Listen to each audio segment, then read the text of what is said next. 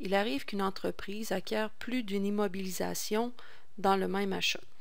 C'est le cas notamment quand on achète une bâtisse et évidemment quand on achète un bâtiment, le terrain est inclus dans le prix. Donc, on a deux IMO qui doivent aller dans des catégories différentes, mais un seul prix est fixé pour les deux. C'est ce qu'on appelle une acquisition à prix forfaitaire. À partir de l'exemple suivant, je vais vous démontrer comment on doit faire pour déterminer le prix de chacune des IMO. Le 1er juillet 2014, l'entreprise ABC acquiert un terrain et un immeuble pour un coût total de 250 000. Comment peut-on déterminer le coût de chacune des IMO? L'ICCA nous dit que l'on doit utiliser une valeur d'expertise pour déterminer la valeur de chacune des IMO. Une valeur d'expertise, c'est une évaluation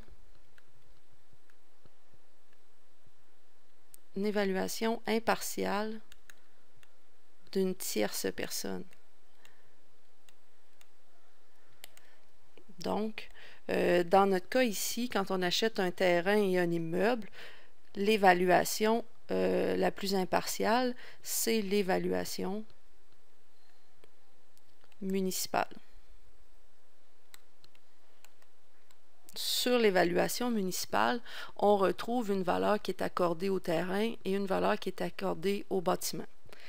Si l'acquisition consistait en un lot d'équipements dans un encan, je pourrais demander des évaluations à des fournisseurs de ces équipements-là pour déterminer une valeur approximative pour chacun.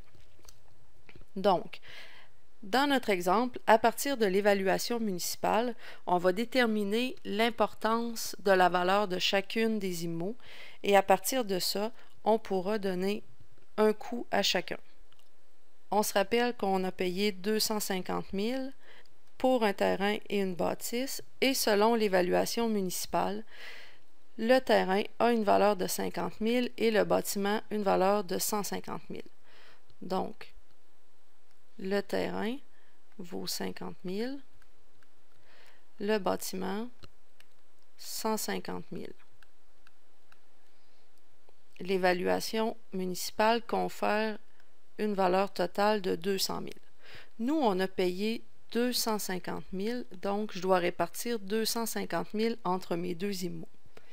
Pour ce faire, je vais calculer le pourcentage de la valeur de chacun par rapport à l'évaluation totale. Donc, mon terrain est de 50 000 sur une valeur totale de 250 000 d'évaluation, ce qui fait 25 % de l'évaluation. Le même calcul pour le bâtiment va lui conférer 75 % de la valeur totale de l'évaluation municipale. Donc, ces pourcentages-là seront appliqués à mon prix d'achat pour déterminer la valeur que je vais attribuer à chacune de mes IMO.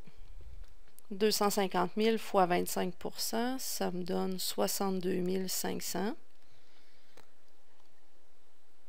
Et 250 000 fois 75 %, ça me donne 187 500. Au total, mon coût d'achat de 250 000. Donc, j'ai respecté les mêmes proportions que l'évaluation municipale.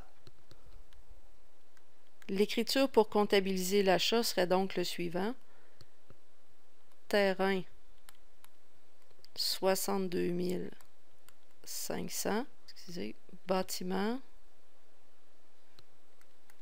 187 500. Et la banque va diminuer de 250 000.